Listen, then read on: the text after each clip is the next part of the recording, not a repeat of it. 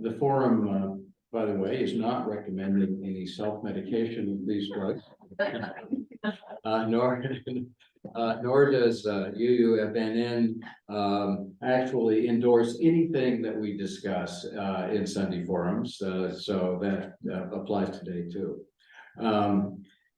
But it's in the interest of understanding what may be coming that we've invited Kate Cotter to fill us in on what is known, maybe what is not quite known yet, and recent Nevada legislation, I'm told, right?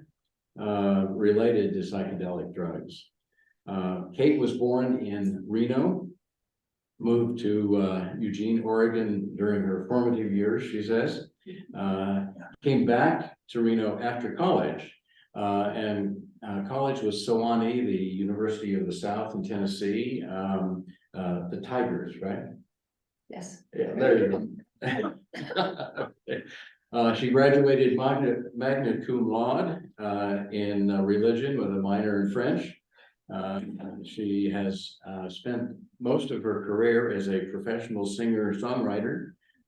She's received numerous awards, including the Nevada Arts Council Fellowship and the Sierra Arts Foundation Performing Arts Grant. She's released 3 albums, was voted among best local musicians in Northern Nevada for 3 years running. She is also executive director of the Sierra Psychedelic Society and the Nevada Coalition for Psychedelic Medicines. She's been researching psychedelics for some 15 years and is convinced of their potential for assisting in the relief of addiction, PTSD, anxiety disorders, and depression. She has a passion for that promise, and she's also studied depth psychology, Jungian theory, neuroscience, mindfulness, and meditation. She's also a certified yoga instructor, a trained flow state coach. She'll have to explain what flow state is to me. So although not a neuroscientist, Kate has completed a 20-hour course in the neuroscience of psychedelics and is currently enrolled in a 12-month training program in psychedelic therapies and integration. So she comes to us with more expertise than the rest of us have, and to share it with us. Thank you very much, Kate. Thank you. Thank you for having me. Make sure that this noises aren't coming from my phone.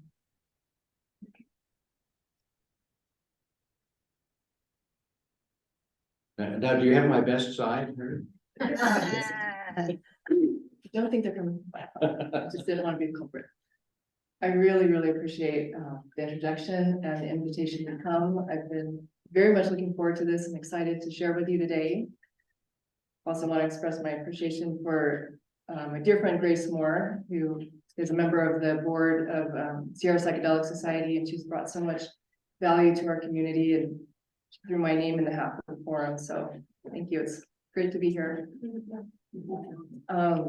Psychedelics, arguably a topic that can be polarizing, or at the very least raise an eyebrow, which is understandable, considering we have been indoctrinated for the last 50 years to believe that they are akin to heroin and meth. I myself, for one, was a child of the 80s, so I grew up believing that they would fry my brain and scramble my chromosomes. And I was what you call these days straight edge, no alcohol, no drugs. I didn't even touch cannabis till I was 23. And as Kevin mentioned, I mostly grew up in Eugene, Oregon, so I was a bit of an oddball. As chance would have it, I ended up having a profound psychedelic experience in my late 20s that caused me to question the narrative. And I embarked on a fascinating journey of exploration and a lot of research.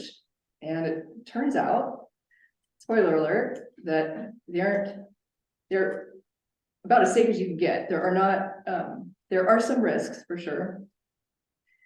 But Dr. David Nutt, who is one of the leading, if not the leading neuropsychopharmacologist in the world, spent his entire career studying every kind of drug, known to man, and its effects on the human brain and body. He's out of Imperial College London, brilliant researcher.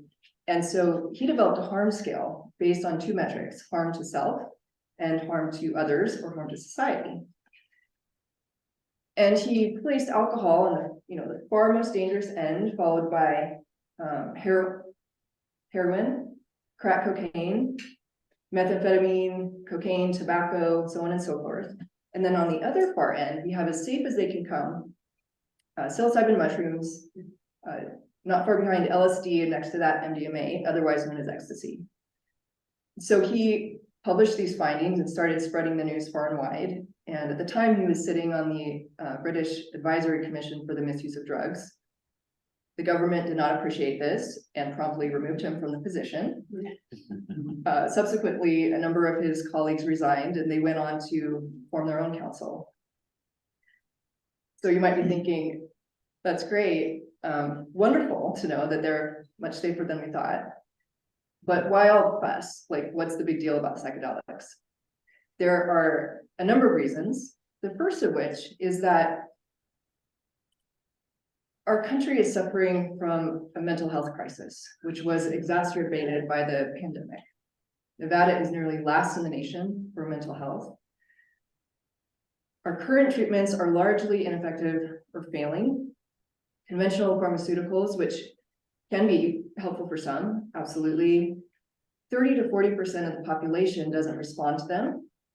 You have to take a pill every day. They come with a host of gnarly side effects, challenging withdrawals.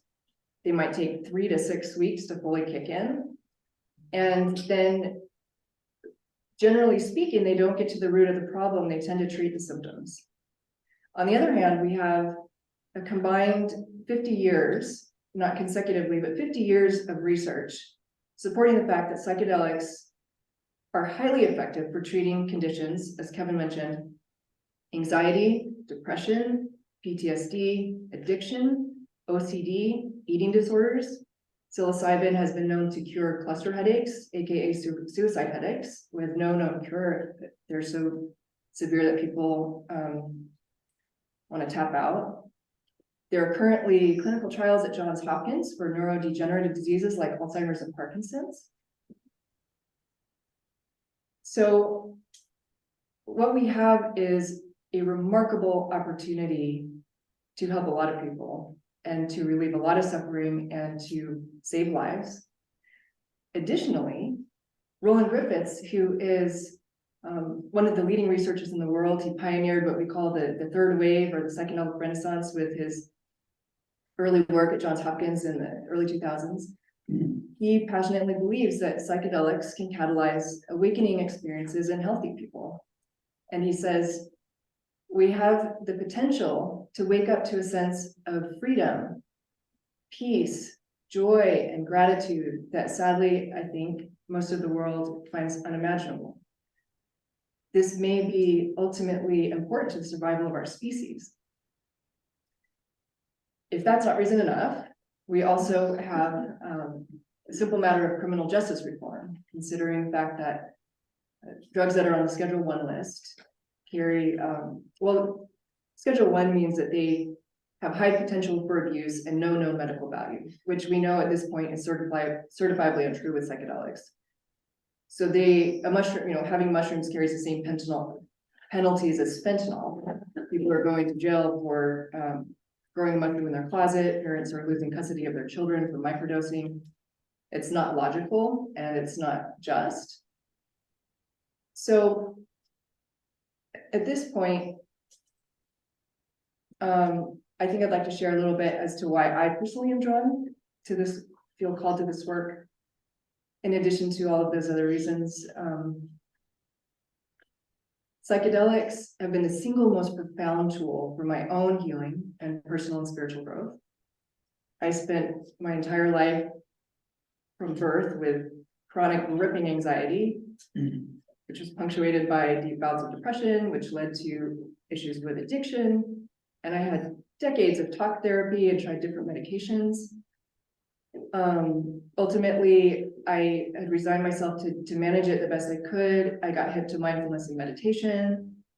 I learned about the concept of neuroplasticity, and I thought I will, rewire this naturally as best I can. But sometimes those neural grooves are rutted so deeply.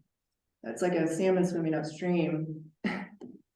And let's just put it this way, I was not winning the battle. My work with psychedelics set me on a true path of deep healing. It has been an incredible journey, and sometimes it's been 3 steps forward, 2 steps back. Psychedelics are not a magic bullet or a panacea, contrary to popular belief. The media would have you think that they are. Nevertheless, it has been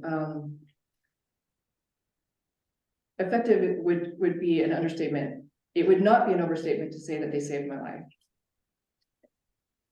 And if even a glimmer of the healing and growth and joy that has come to me is possible for other people, I feel that it's a cause worth fighting for. This is a perfect time to tell you that also psychedelics are not for everyone. They actually are probably not safe for everyone to be using, and they tend to be contraindicated for conditions like schizophrenia. If you have a predisposition to schizophrenia or propensity to psychosis. A lot of caution is taken with bipolar disorder as well. And to be fair, there's not a lot of research done on this because the clinical trials will disqualify people with these indications. But more work is being done, and there's a lot of anecdotal evidence to support the fact that they can be helpful in certain circumstances. Generally advised not to gamble on this out of an abundance of caution until we know more. So I thought it would be interesting and helpful to give a brief historical context. We could do an entirely full talk on the history, but a few highlights just to orient us. You're probably aware that psychedelic plant medicines have been used for thousands, probably tens of thousands of years with indigenous cultures. And there's plenty of archaeological evidence to support this, in addition to the fact that the ancient Greeks and early Christians very likely were spiking their sacred sacrament kykeon with ergot, which is a fungus that grows on rye and barley. It's the same fungus that Albert Hofmann, fast forward to 1938, a brilliant Swiss chemist, synthesized lysergic acid diethylamine 25, what we now know as LSD. At the time, he was working for Sandoz Pharmaceuticals, and they were trying to find some medical value in plants and fungus. And he didn't think there was anything worth investigating with that compound, so he shelved it. And then 5 years later, as the story goes, on hunch, he went back to further investigate, and wonder of wonders, it was still on the shelf, which I guess is not common practice back in those days.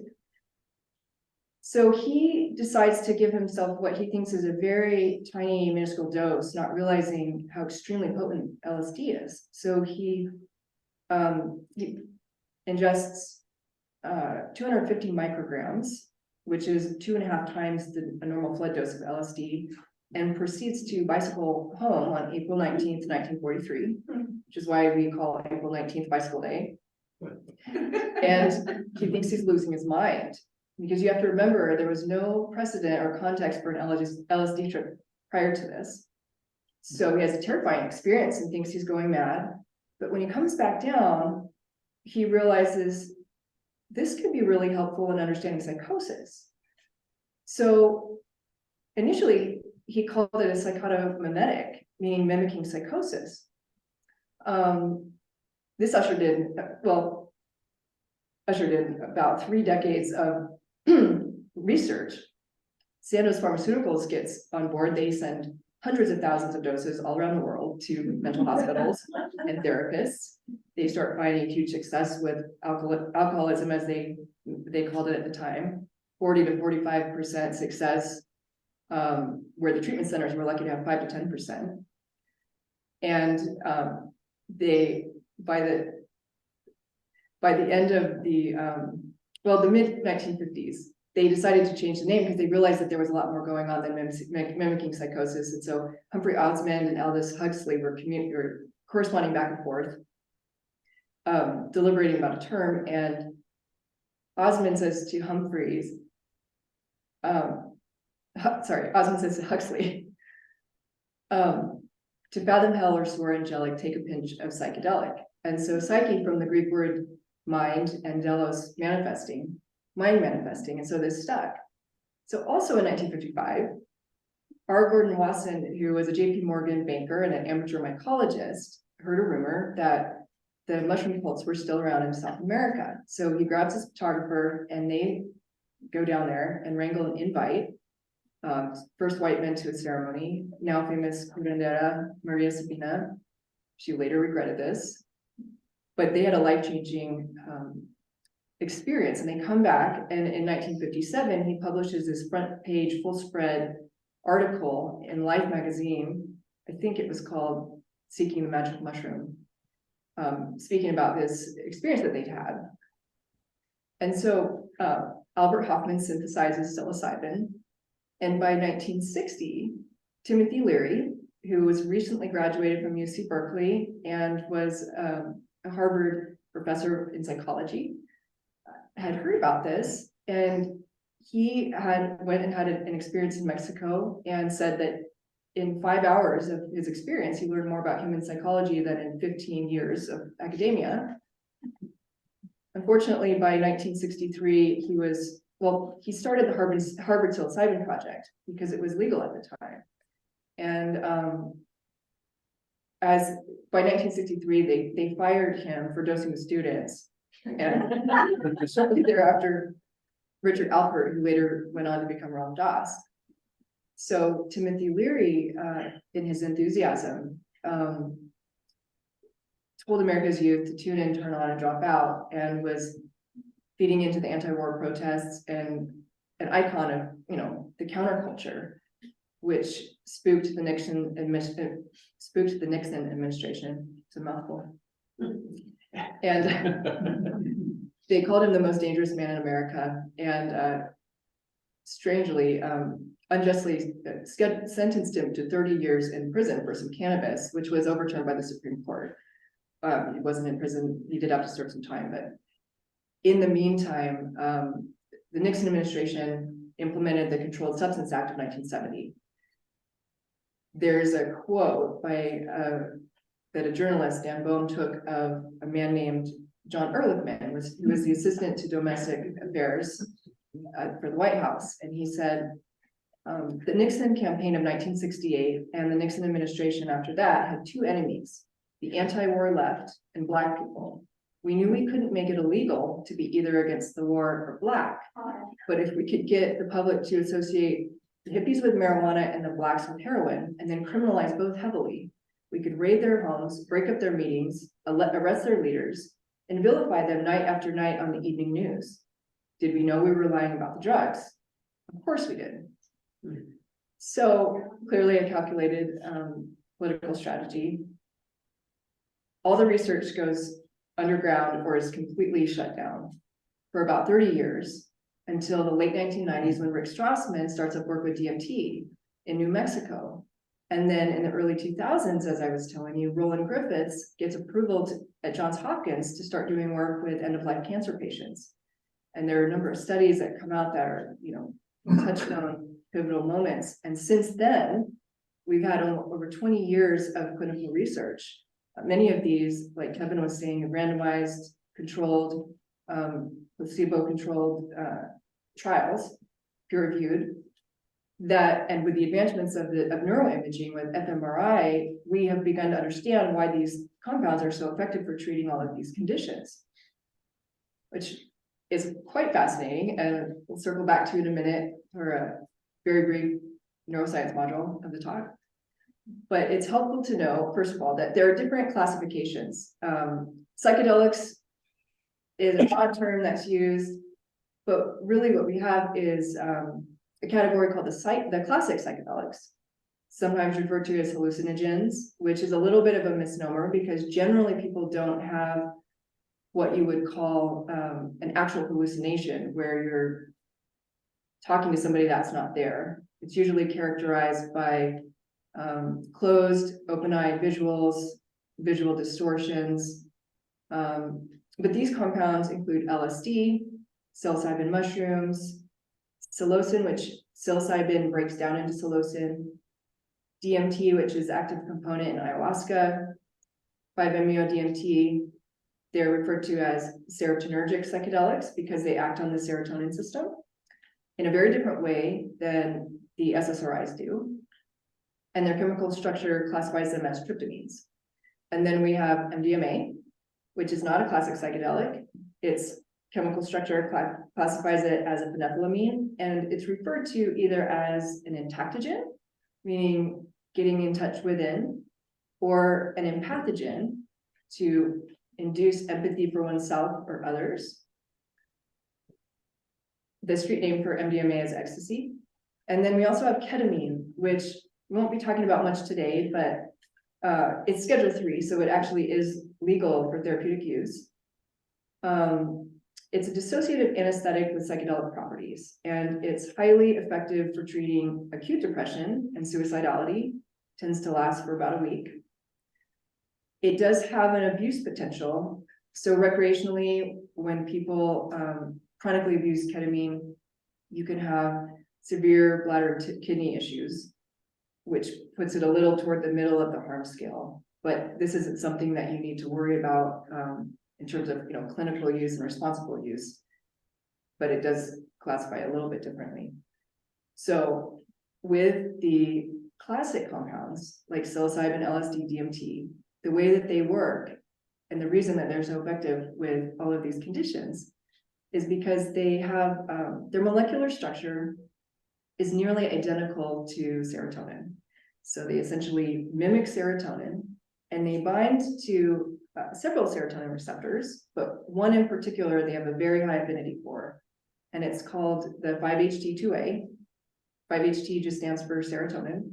And this 2A receptor, they fit like a lock and a key, and they modulate this receptor. And what is interesting about this one, the 2A, is that it's found in our body naturally, and it is activated under circumstances of acute psychological or physiological stress. And there's a wonderful paper that was published in 2020 by Robin Carhart-Harris, who's one of the leading researchers in the world, called Pivotal Mental States, where he discusses this. And some of the examples he gives of stressful, life-threatening situations would be food restriction or extreme heat, so on and so forth, which you'll notice correlate to certain spiritual practices like fasting or sweat lodges. So what happens when we're under these circumstances of extreme stress, a boatload of serotonin is released, this 2A receptor is modulated, and it induces a really high degree of neuroplasticity. And this is a very different kind of neuroplasticity than your day-to-day of learning to play the piano. This kind of neuroplasticity is designed to help us learn very quickly, called one-trial learning, associative learning, to adapt to the extreme circumstances in our environment as a survival trait. And Robin Carhart-Harris says that whether these experiences have a positive outcome or a negative outcome is how they're framed. It's entirely contextual. If somebody has an experience and it's framed as a spiritual awakening, it's a positive outcome. If they have an experience and it's framed as a psychotic break, very different story. And this is why it is so critical with working with psychedelics that we pay attention to set and setting. Set being the mindset that we're going to the experience with, and setting being the environment that we're in. To be clear, a lot of people have very challenging experiences with psychedelics, and this is not necessarily a bad thing. It doesn't necessarily constitute a bad trip. It can be hugely healing and productive. But if you're going into the experience and you're lacking the proper guidance and the proper education, and your mindset isn't prepared for the experience and the environment isn't supportive of the experience, things can go sideways, and you definitely don't want that. The other thing about neuroplasticity is that it's not a one and done thing. It's a process that unfolds over hours and days and weeks. And the research shows that we have probably a critical window of plasticity for 2 weeks or much longer after these psychedelic experiences, which is why the integration process is so important too. They have this opportunity to be repatterning and rewiring. This is why with Sierra Psychedelic Society, we have several of our members in the room that attend the circles. One of our mission is to build a community, because the processing of the experiences and finding meaning in them, taking the insights from the journey and incorporating them into your life is a big part of the healing process. So going back, so we have neuroplasticity, and along with that comes entropy, what is in this context referring to a state of disorder or uncertainty. It's a term that comes from statistical physics, specifically thermodynamics, and it refers to indexing the amount of randomness over a period of time. So if you normally have these neurons, these brain cells that are firing together in sync, and they become excited, and then they start firing more randomly, it's introducing entropy into the brain. And the reason that this is important and why it's effective is the location of the 2A receptors. They are highly expressed in our outer cortex, prefrontal cortex, the most evolved part of our brain where our higher order networks are, also in the visual cortex, also some subcortical regions, but they are found, there's a big population of them in what we call the default mode network, which you might have heard about. The default mode network is a network in our brain that is known for mind wandering and daydreaming and metacognition, which is thinking about thinking, our ability to reason about what other people are thinking to the past or projecting to the future, self-reflection, rumination. As you can imagine, it tends to be overactive in conditions like anxiety, depression, addiction, OCD, eating disorders, where we can be stuck in these loops and like rumination spaces where can get very deeply rutted neural pathways. And when the entropy disrupts the normal working of the default mode network, it essentially downregulates it and quiets it. And because the default mode network governs a bunch of other networks, it's like a hub, sort of a gatekeeper, takes the brakes off and allows all these other networks to start talking to each other that don't normally talk to each other. So you get this crosstalk, which is responsible for phenomena like synesthesia, where we're hearing colors and seeing sound. But it also allows us to have access to a much broader variety of brain states than we normally do. It allows us to shift our perspective, to see things from a different angle, to break out of these rigid constructs of thinking that might be holding us back. And with psilocybin, it found it to be incredibly effective for depression, as I was mentioning, and we have many trials at this point that show, for example, after one dose of psilocybin, sometimes the paradigms will use 2 doses, maybe a second dose, a couple 3 weeks out. But for instance, after a single dose of psilocybin, in one study shows that at the 6-month mark, 80% of the participants still showed clinically significant reductions in depression symptoms. And then at the 12-month mark, it might drop to 60%. But this still blows our current treatments out of the water. So the FDA in 2019 granted psilocybin breakthrough therapy designation for treatment with depression. And before that, the FDA granted breakthrough therapy designation in 2017 for MDMA. So we'll talk a little bit about MDMA at this point, otherwise known as ecstasy. MDMA was synthesized in 1970, technically resynthesized, but for all intents and purposes, synthesized by Alexander Shulgin, and they were initially using it with couples therapy with great success. And then it kind of quote unquote jumped the lab, as they say, into the rave culture of the 80s and 90s. And by 1985, the government shut that one down too, even for clinical use.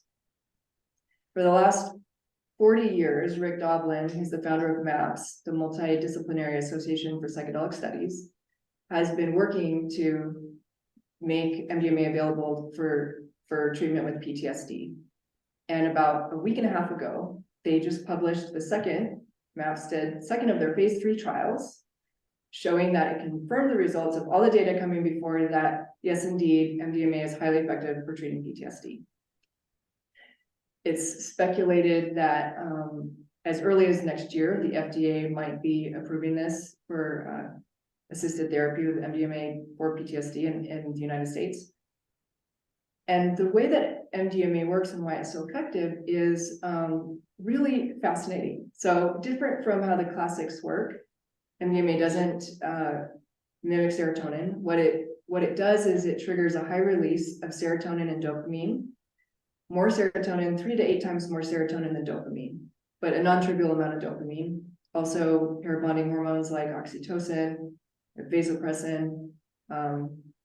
It may modulate a few with very low affinity, some of the serotonin receptors. There's some mixed research as to what aspects are contributing to the prosocial effect, whether it's oxytocin, maybe not, whether it's the 1B receptor, maybe not, but regardless, there is a strong prosocial effect, which means there's a desire to connect with others.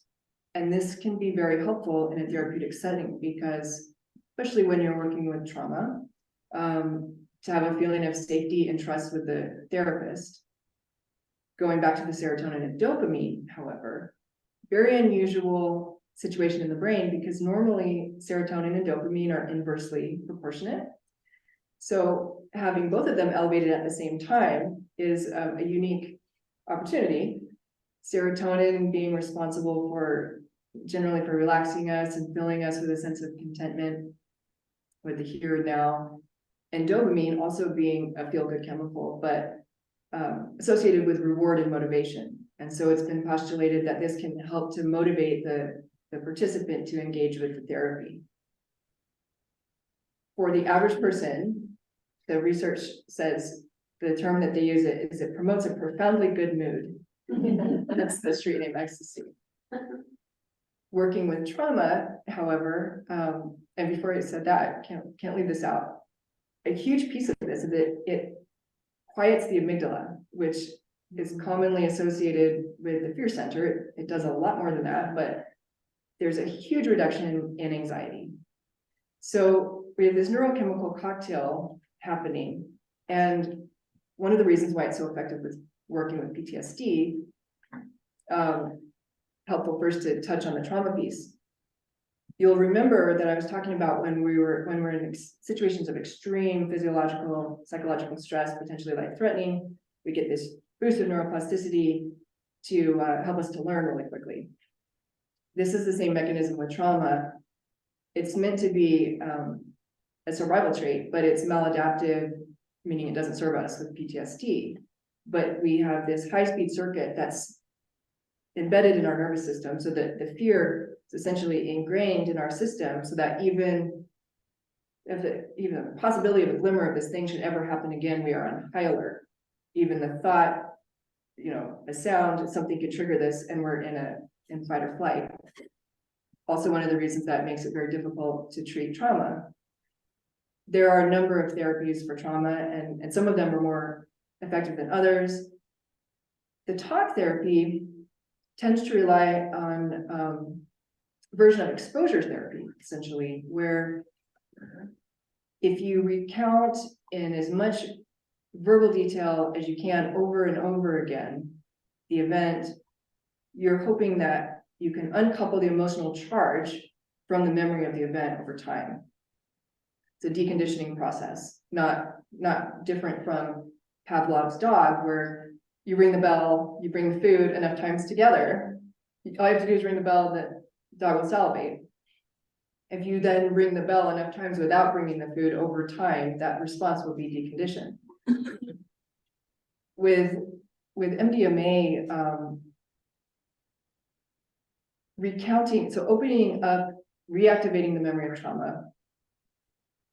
We now know that our memories are not concrete, they're not set in stone, they're actually malleable. So when we reactivate a memory, the brain will update the memory with the latest emotional landscape before it's reconsolidated. So here we have this multi-pronged approach where there's this initial challenge working with trauma because some people in the process, without MDMA, just trying to relive the trauma over and over and over again, itself can be traumatic. You may be experiencing the same emotions each time, and you may be reconsolidated each time. But when you have this, with MDMA, a boatload of happy chemicals going on in your system, huge reduction of anxiety. And so even if the retelling of the experience is still very painful, it's very, very likely that the emotional charge and tone of the experience of recalling the memory will be a mismatch and like a prediction error. So the brain will update this memory and reconsolidate it with a different, hopefully much lighter load, for instance. This is also why just taking MDMA is not going to resolve PTSD. It's the process of working with the memories and the trauma. So Australia has now legalized for therapeutic use MDMA for PTSD, and it has also legalized psilocybin for treatment with depression. As I mentioned, in the United States, we're hoping next year perhaps for MDMA with PTSD. As far as the classics go with psilocybin, we, I think, I wasn't able to verify this, but I think the last count we had was 16 cities that have decriminalized entheogenic plants and fungi. That includes psilocybin mushrooms, mescaline-containing cacti, with the exception of peyote, which is endangered, DMT, which is an ayahuasca, ibogaine. Washington, D.C. passed their ballot initiative with 76% voter approval. We have Oregon has legalized psilocybin for therapeutic use. Colorado has legalized access for therapy, starting with psilocybin. There are 22 states with active legislation, and as of earlier this year, Nevada joined what is now Maryland, Connecticut, and Texas for a working group. Nevada Coalition for Psychedelic Renaissance was instrumental in helping to get this passed, and I just wanted to do a little shout out to Dr. Barry Cole, who's one of our board members. He gave a compelling testimony for SB 242, which is the legislation that established the Psychedelic Medicines Working Group. It was an exciting journey. Senator Rochelle Wynn went out on a limb to fight for this cause, and in the beginning, there were maybe 3 legislators, including her, in support of this, and so it was anybody's guess how it was going to go. And then the election in November was quite a shift in the political landscape. But we started having a lot of conversations with a lot of legislators and talking about the research and talking about the data and dispelling a number of myths and long-held views due to propaganda and such.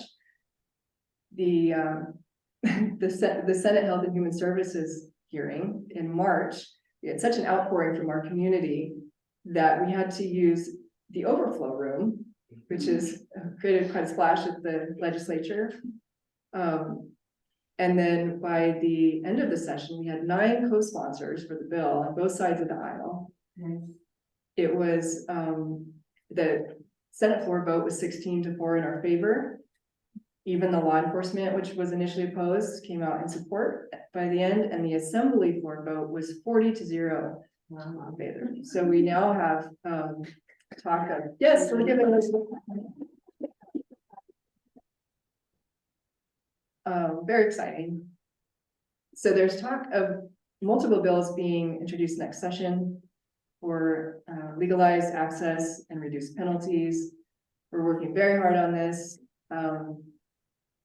Nevada Coalition for Psychedelic Medicines is I'm putting out the newsletter today to announce this, but we'd love to invite you all. We have a great fundraiser that we're going to be doing on October 28th. We'll have keynote speakers, Dr. Burton Tabak, who's a neurologist, doing great work down at Carson Tahoe. John Dalton, who is our president and a retired Navy SEAL, 23 years, will both be giving talks, and we'll have DJs and dancing and silent auction and food and drinks.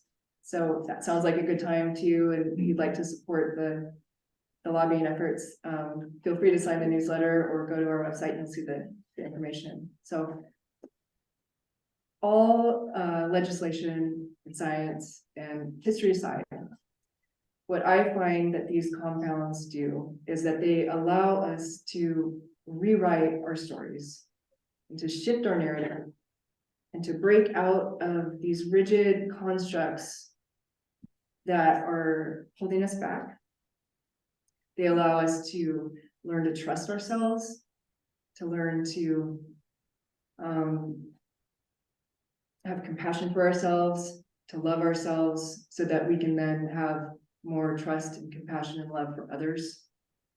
They allow us to see our own divinity, which is huge. It's everything.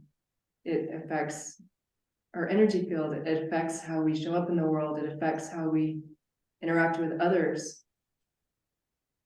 And when this work with psychedelics is combined with other modalities like mindfulness and meditation and breath work and somatic therapies and yoga and dance, we have an exponential possibility for growth and healing. And in the words of Roland Griffiths, we can wake up to a sense of freedom and peace and joy and gratitude. So before we open it up to questions, I just want to say thank you all so much for your attention and your interest, and for having me here today. Such a pleasure to share with you this topic that I'm so passionate about.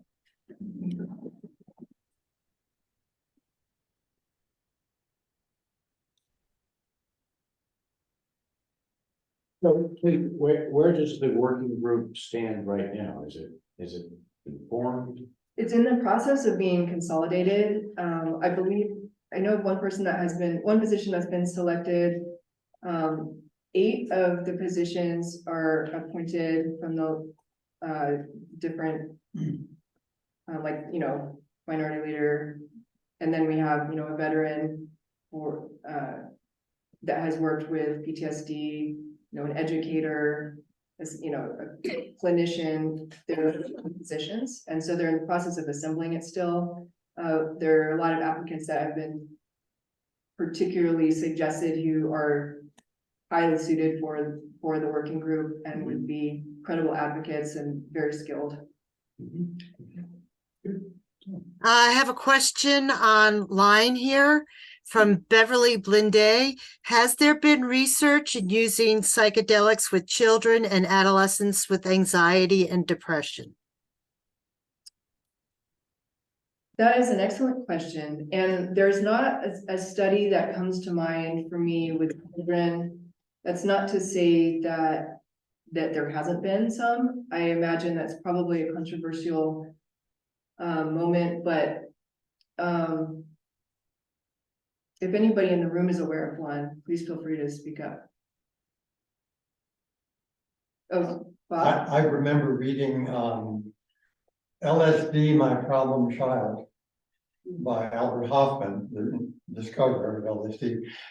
And towards the end of the book, he was thinking about the future and use. And he put out the notion that he thought LSD in microdoses could be used with children for ADHD. He said that. I don't think there's been any research on this, but that was his idea. But doesn't surprise me one bit. I'd be very curious to find out. I know that there is generally a consensus because, out of an abundance of caution with the developing brain, that we don't want to have a lot of neuroplasticity and in addition to what's going on. But I also have heard researchers and medical professionals talk about how with children that are really suffering with some real acute conditions that, I don't know why I keep looking back here, I guess the camera's over here. Acute conditions that it might be actually really worth giving a go of the healing. So I don't know where it stands as far as the trials, but. Thank you very much for coming and sharing an incredible amount of expertise here on this issue. Am I allowed to ask a question from a position of extreme ignorance? Oh. Can you explain the difference between this group of psychedelics as you described them and things like cocaine and fentanyl, and what is there a simple kind of definition difference that I can understand there? Yeah, that's not a ignorance at all. That I think a lot of people have that question. I did for many, many years.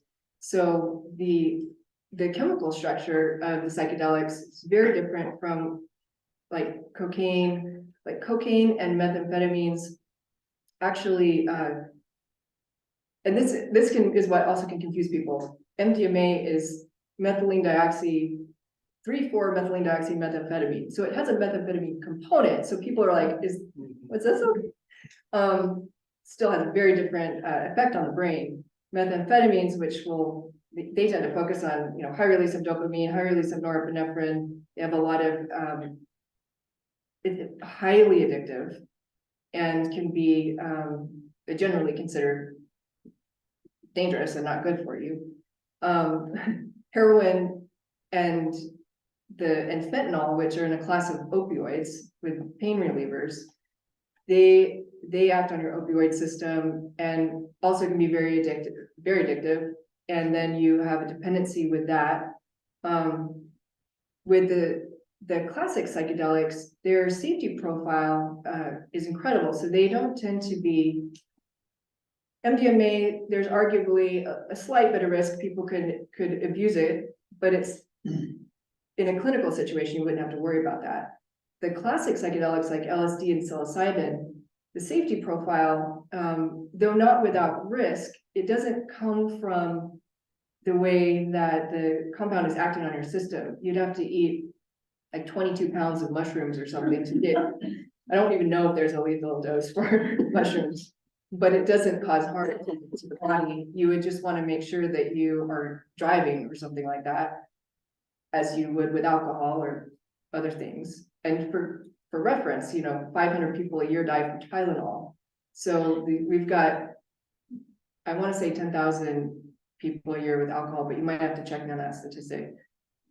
So we have, these things in our medicine cabinet, Drano under the sink, alcohol, which is the far extreme version. And then there was a study, I think it was 9,377 people, but it was over 9,000 people where they did a study in the Netherlands to see for adverse effects. And I think there was like 3% had an adverse effect. Maybe one person went in for treatment or something like that. But the research just shows that we don't have a negative impact on the body for the most part. The most common side effect of a psilocybin journey might be a little bit of a headache the next day, which I personally think is probably due to dehydration. Not even like as much as a hangover. But you would have to be careful. You want to be careful about the set and setting, because like I said, if you have a really difficult experience that takes you sideways, there are psychological ramifications for that. But as far as harm to self, they are in completely different classes. I don't know if that answers the question. Yeah, to me, again, simplistically, they're both mind altering in some manner, and that's why I tend to lump these things all together. I think making that distinction is part of, I trust the efforts to move forward here, is to really explain that distinction, so that people don't make the same confusing combination that I. That's very nice.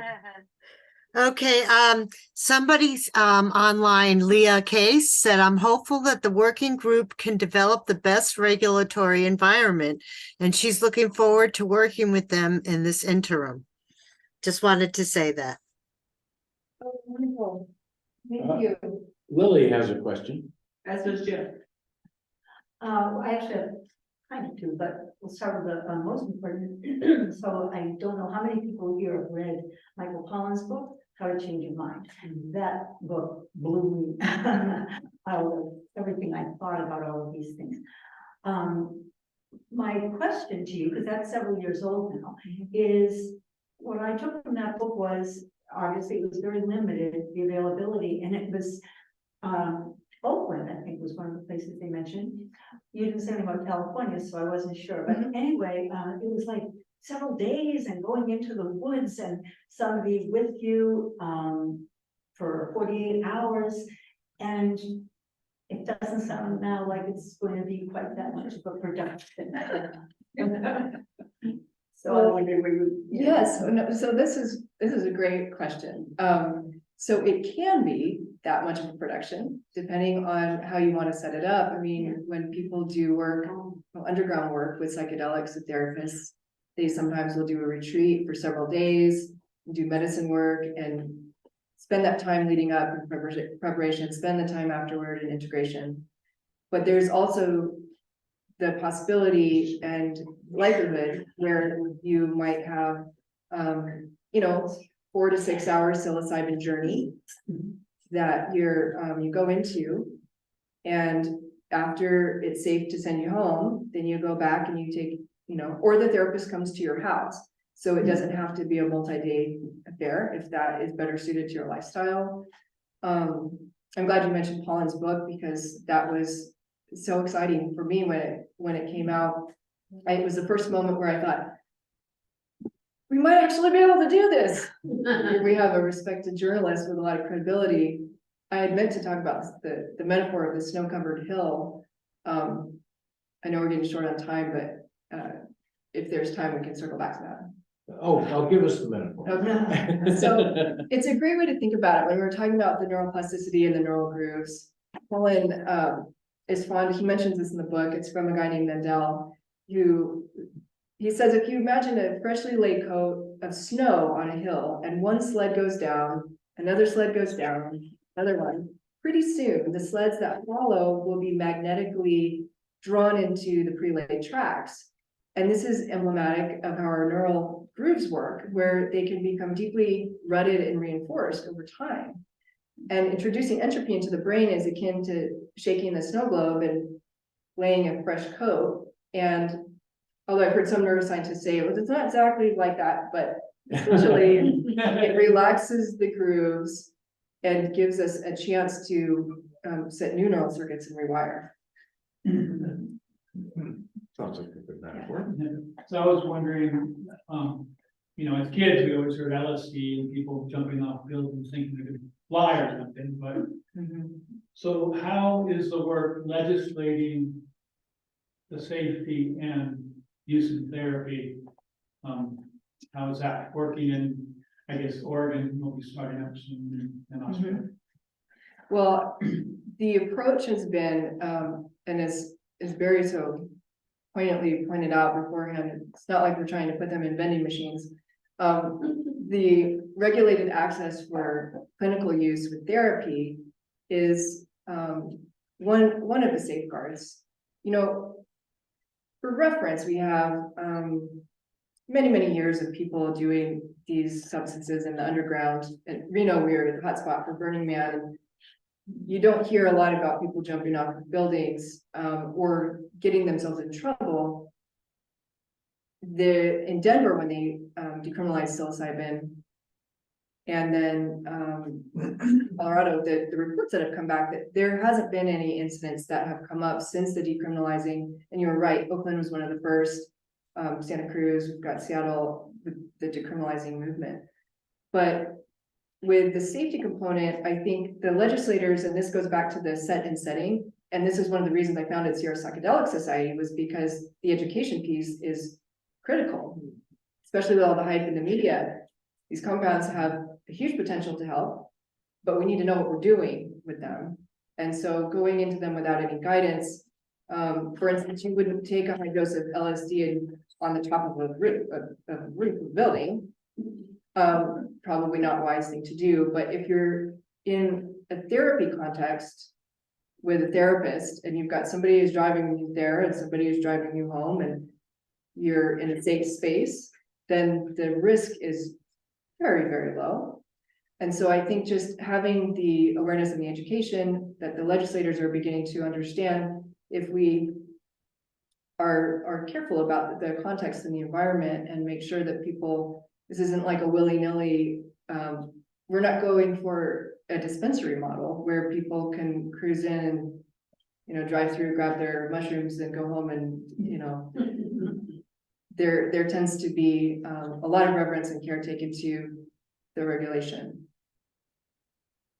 In reference to types of drugs and doses and whatnot, we can rely too, I think, on common sense, which we do with alcohol. We don't ask what studies have been done on 2 drinks and 3 drinks. And we know just from living in a society that's alcohol oriented, we know that too much is too much. Mm-hmm. And if you drink too much, you might jump off a building. You might. We know that it's dangerous to drink too much. And a glass of wine with dinner is not usually too much. Mm-hmm. And so we can use our common sense with some of this without necessarily having to have a study on everything. I couldn't agree more, Bob. That's very well said. Are there, I was thinking about the need for this kind of therapy. I say that in society today, is there a large enough group of doctors and therapists and people trained that would be able to handle the need? I just, that's one question I think that I haven't heard addressed. I think we can say a resounding no. Yeah. I wonder. And I speak from the viewpoint that we don't have enough psychiatrists and psychologists who are trained in other areas. Right. So we certainly don't have enough trained to use psychedelics therapeutically, but at least that should be incorporated into training programs as this becomes approved by the FDA. I think training programs will incorporate it, but the fundamental problem is we don't have enough healthcare workers. We don't have enough mental health care workers. Hi, this is Patty. Hi, this is Patty Hackton. First of all, I'd like to say thank you so much for being brave and sharing. I'm in my bathrobe, so you don't get to see me. Sorry. Love it. First of all, I'd like to say thank you for being brave and sharing your story with us. Second, go Ducks. Where my husband and I lived in Eugene for a number of years. And lastly, we talked a little bit about training for practitioners. What kind of licensing are you envisioning for practitioners, or are you? So what is the plan for that moving forward? Like, can anyone hang out a shingle, or do you have some vision for that? Thank you. So thank you for that question. What we're in the process of trying to do is to figure out the best framework for this. Oregon, much of their credit, pioneered the way, but the cost on the licensing, you know, $10,000 here, $10,000 there, has made it almost prohibitive for people to do these treatments, where it's $5,000 to $15,000 for a mushroom session, just so that people can keep their doors open. We're hoping to avoid that, but we also don't want to do, you know, here just a high school, 120-hour certification or something like that. So we're trying to find something that is substantial enough that makes sense without it being without the regulatory framework being so overwhelming that people can't actually seek treatment. So there's still a big question mark in regard to this. I was just going to add that I have a couple of friends who are doing somatic official somatic therapy training work in the official psychoanalytic world. And I've been very impressed by the fact that they are including psychedelic as a category that they're actually teaching in these somatic treatment practitioner training courses now, and very intensive. So I think that the education system is already starting to be in place, and I also like how the MAP study utilizes part of its program to create MAPS trained practitioners as well. And so I think there's the MAP study that is working on the legislation, is trying to work on making sure that that aspect of it is handled, that there are people trained to do this kind of guidance and work. Okay, I have two questions from the Just Zoom. one, you're only allowed one. Where do you look for a therapist who treats with psychedelics in California? CIIS, California Institute for Integral Studies, does do training programs and has been now since before Paul's book came out. I don't know personally, I'm not tapped into the California network as far as therapists, so I'm not able to answer that, which might give us time for the next question. Okay, Leah K said I'd open up my porch as a safe space. Can we train the general public, like as community health workers, for guided psychedelic experiences? I guess I could have said that out loud. Hi, I'm Leah. Thanks, Leah. I got it. I recognize you from the hearings. Great to see you. Good to see you too. Thanks for presenting this morning. It's been awesome. My pleasure. So I think if you, at least for those of you who are here in person, I'm sure Kate will take questions up front as we close. Let me just announce our next Sunday forum in 2 weeks will be Black Wall Street, Reno. I think both of their founders are going to be here speaking, and maybe some of their staff too. So that should be very enlightening, and you are all welcome to join us for coffee and donuts in 2 weeks. Kate, thank you very, very much for a wonderful conversation.